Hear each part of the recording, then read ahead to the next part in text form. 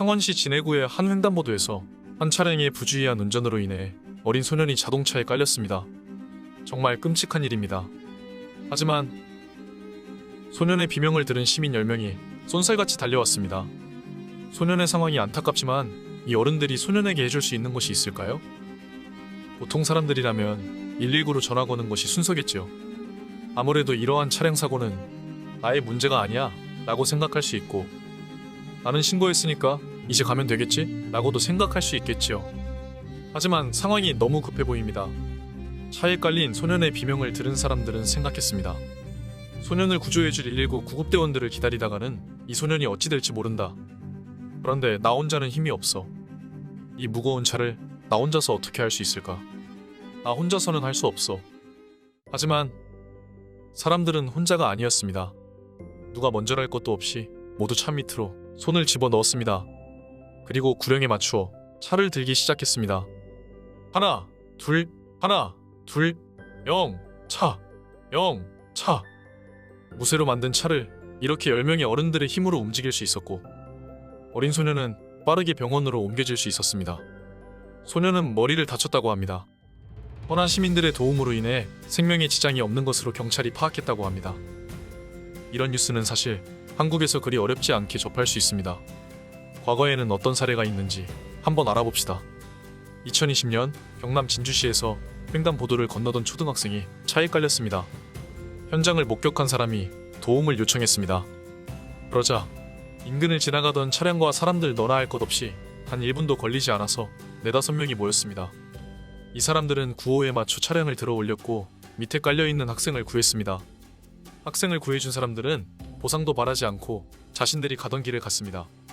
2019년 비탈길에서 밀리는 승합차에 발이 끼인 사람을 구해준 것은 자율학습을 끝내고 귀가 중이던 여고생들과 시민이었습니다. 여고생들의 주도하에 20명 이상이 모여 그 무거운 승합차를 들어서 사람을 구해낼 수 있었습니다. 그렇습니다. 한국은 어린 학생들도 남들이 힘들어하는 것을 그냥 지나치지 않습니다. 같은 해 대전에서 70대 할머니가 횡단보도를 돌다가 한 승용차에 깔렸습니다. 인근에 있던 행인 4명이 힘을 합쳐서 차를 들어 올릴 수 있었습니다. 마찬가지로 2019년 연말 용인시 기흥구에서 화재가 발생했는데 앞불사 불이 난 건물 앞에 주차된 차량이 소방차를 막고 있었습니다. 그때 누가 먼저랄 것 없이 지나가던 행인 10명이 딱한 사정을 보고 힘을 합쳐 차를 들어서 옮겼습니다. 네, 그냥 든 것이 아니라 옮겼습니다. 덕분에 소방차가 제때 진입해서 더 큰 화마를 막을 수 있었습니다. 왜 이렇게 한국 사람들은 남들 돕는 것을 좋아할까요? 우리나라 사람들은 혹시 무거운 차를 드는 취미가 있는 걸까요? 왜 한국인들은 사고 난 사람들을 그냥 지나치지 못할까요? 다 자신들의 사정이 있을 터인데 왜 그냥 갈 길을 가지 않을까요? 우리들은 단지 시간이 많아서 그런 걸까요? 우리나라 사람들이 어려운 상황에 처한 사람들을 돕는 것은 이타심과 타인에 대한 공감력이 높기 때문입니다.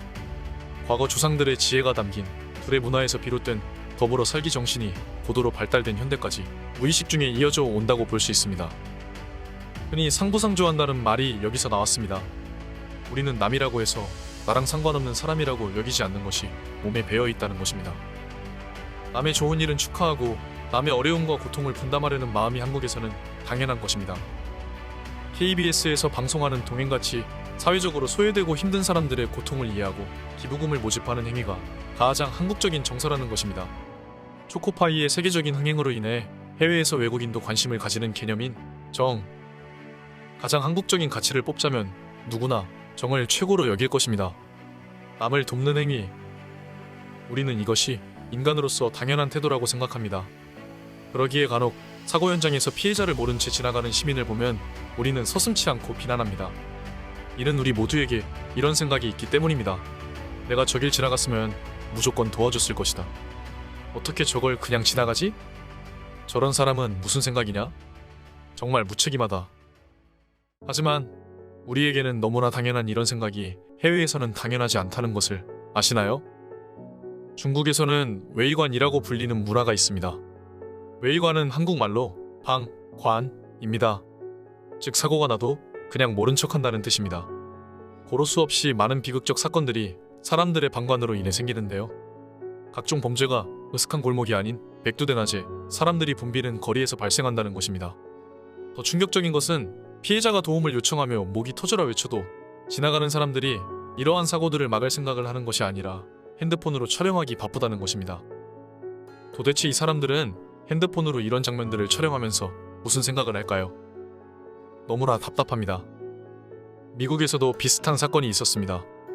2017년 미국 플로리다 한 호수에서 10대 5명이 비디오를 촬영했습니다. 하지만 이것은 추억을 남기기 위한 영상이 아닙니다. 바로 호수에서 허우적거리고 있는 몸이 불편한 31살 남성 제임스 던 씨를 촬영했습니다. 수영을 할 줄 몰랐고 몸이 불편한 제임스 던 씨는 이 사고로 인해 생명을 잃었습니다. 이 청년들이 도와줬다면 아마 제임스 씨는 지금도 살아있지 않았을까요? 이러한 현상은 비단 해외에서만 생기는 것이 아닙니다. 예전에는 상상도 할 수 없는 일이 최근 한국에서도 벌어지고 있습니다. 아파트 단지 안에서 담배를 피고 자신을 훈계를 하는 어른들을 도리어 협박하는 학생들, 사람이 폭행을 당해도 무시하고 지나가는 사람들, 전부 한국 뉴스에서 다룬 사건들입니다. 이런 일들은 왜 벌어지고 있을까요? 여러 가지 요인이 있겠지만 전반적 국민 성향의 변화가 한몫했다고 생각합니다. 과거 미국 홉스테드 교수를 비롯한 여러 학자들의 연구 결과에 따르면 한국은 매우 집단적인 사회라는 것이 정설입니다.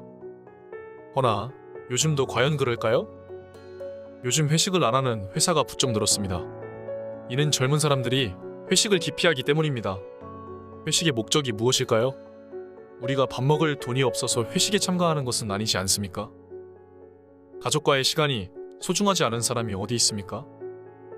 개인 시간 즐기지 않는 사람이 어디에 있습니까? 시간은 다 소중합니다. 무슨 회식을 하면 세상이 끝나는 것처럼 구는 사람들이 있습니다. 회식은 사람들 간의 유대감을 쌓기 위한 기회입니다. 앞서 말한 정을 쌓는 행위입니다. 해외에서 한국으로 파견온 외국인들도 이해하는 개념이 정입니다. 안타깝지만 이런 회식 문화가 요즘 부쩍 줄었습니다. 그리고 심지어 많은 회사들이 점심시간에 회식을 한다고 합니다. 이는 평소에는 점심도 같이 안 먹는다는 뜻일 수도 있겠습니다. 물론 시간 소중합니다. 효율 소중합니다. 하지만 효율을 그렇게 좋아하면 회사에서는 똑같은 일을 더 잘하고 불평하지 않는 인공지능과 기계로 사람들을 대체할 수 있다는 것을 알아야 합니다. 요즘 마트에 가면 셀프 계산대가 있습니다. 셀프 계산대가 늘어나면 늘어날수록 사람의 일자리가 줄어듭니다. 셀프 계산대에서 혼자 계산할 수 있지만 굳이 사람이 직접 하는 계산대에서 계산을 받는 것도 우리가 그 사람들의 일자리가 사라질 것을 염려하여 불편을 감수하고 하는 것이지 않습니까? 효율만 따지는 것은 인간적이지 못합니다. 사람의 쓸모가 어디에 있다고 생각합니까? 저는 정의라고 생각합니다. 그런데 요즘 사람들은 효율을 너무 좋아하는 나머지 스스로의 사회적 필요를 없애고 있는 것이 아닌가 걱정입니다.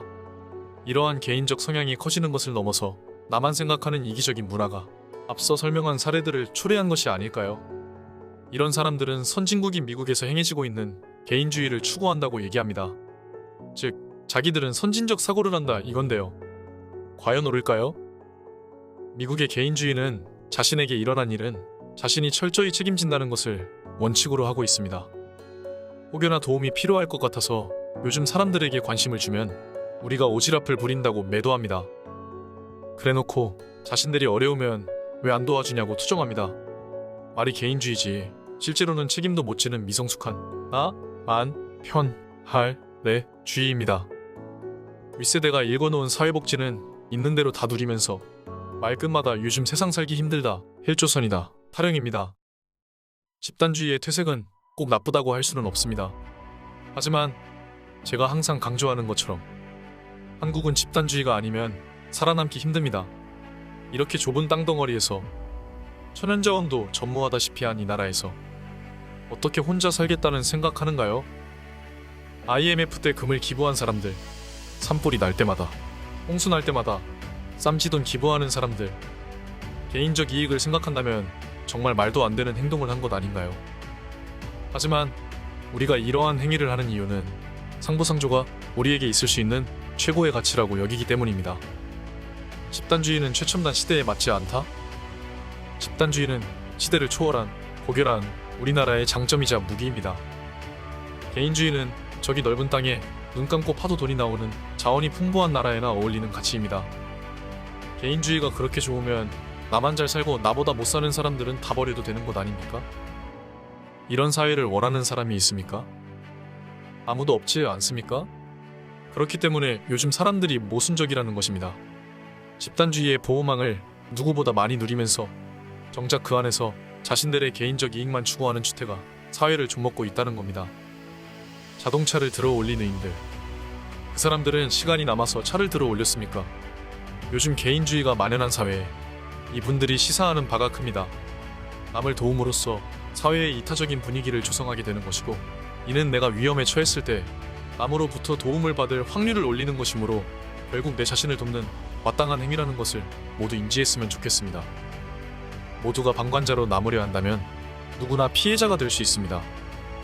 삭막해져가는 사회에서 집단의 단결력을 보여준 사람들에게 다시 찬사를 보냅니다. 여러분들이야말로 요즘 한국에 필요한 인재상입니다. 오늘의 소식은 여기까지입니다. 저는 다음에 더 호빵처럼 따끈한 뉴스를 가지고 오겠습니다. 잘 보셨다면 구독과 좋아요 부탁드립니다.